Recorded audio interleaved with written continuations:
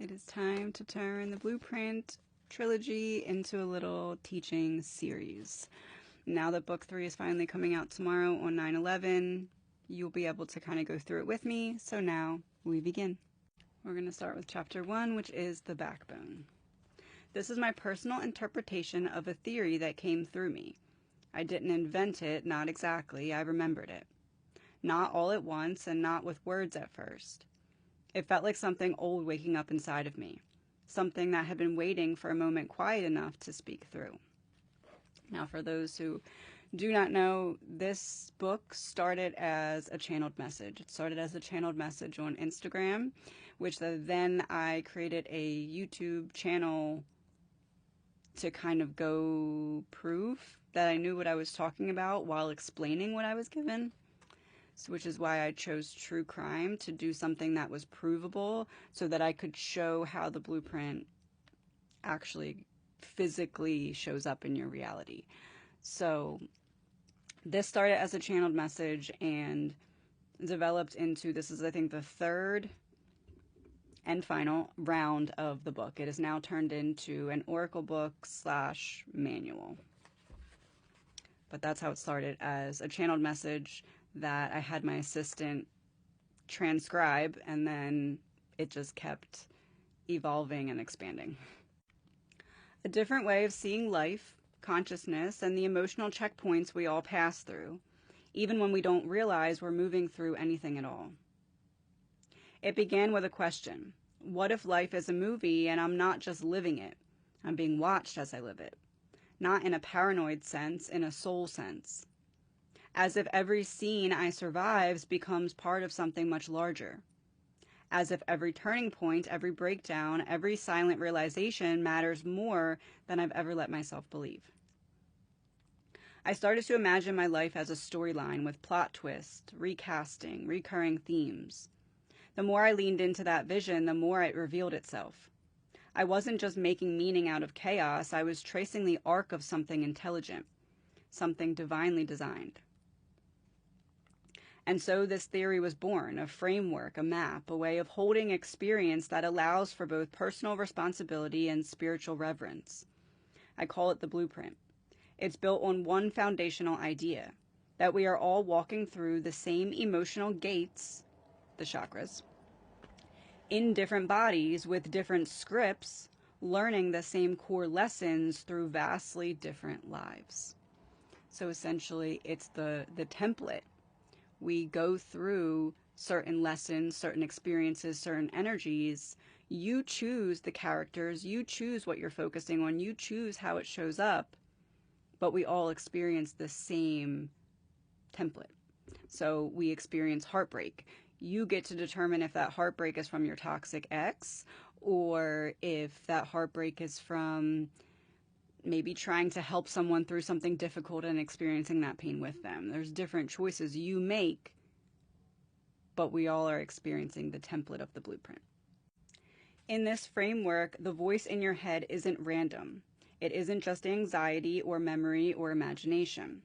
It's your future self speaking, the highest, clearest version of you, the one who's already lived every scene that you're still living through, narrating your story back to you as it unfolds. That voice arrives through thoughts, symbols, gut feelings, creative nudges, repeated signs, and flashes of knowing. I call this inner tuition, aka the price you pay for knowing. Not the kind of intuition you casually rely on to sense when something's off, but the deep, earned kind of intuition. The kind that sharpens with presence. The kind that gets louder when life gets quieter. The kind you stop hearing altogether when your days are full of noise, comparison, performing, or proving. Imagine your future self like a narrator standing just outside time, watching your life unfold with love and patience. There's no rush where they are. No panic, no scarcity. In the realm of the soul, time doesn't collapse or stretch. It just is. Every moment, every lifetime, every possibility exists simultaneously.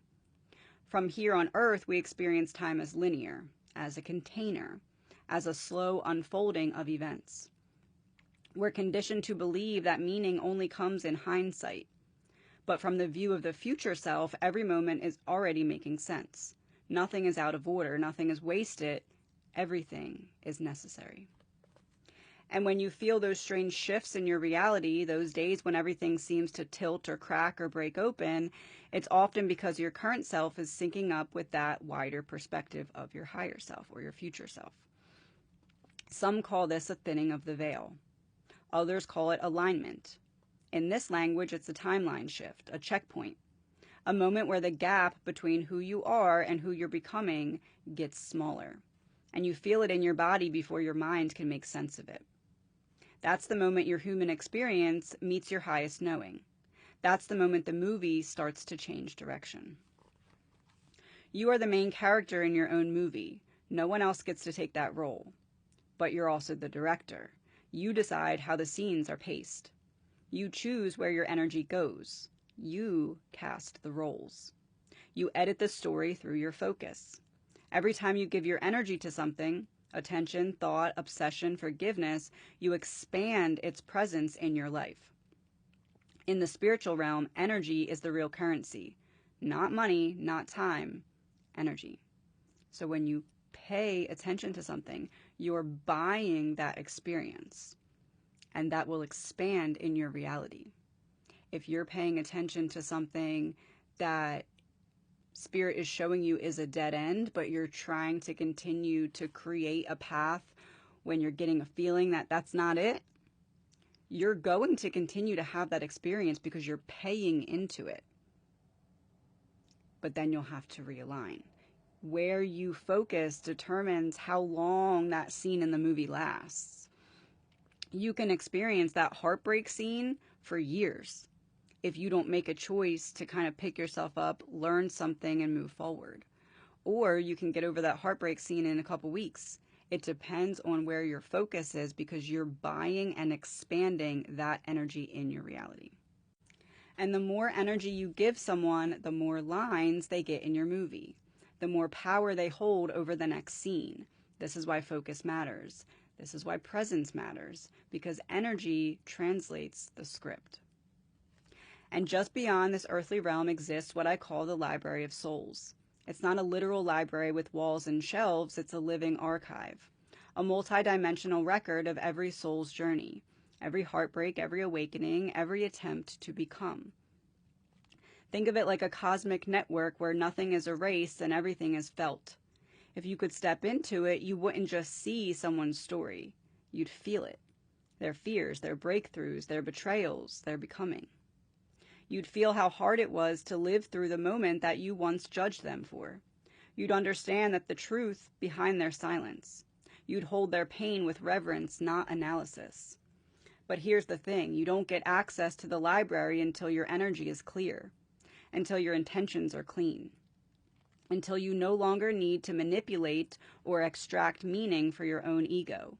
You only get access once your movie is complete, once your lessons are integrated and your need to control others has dissolved. Because the library isn't about power, it's about compassion. It's a mirror, not a weapon.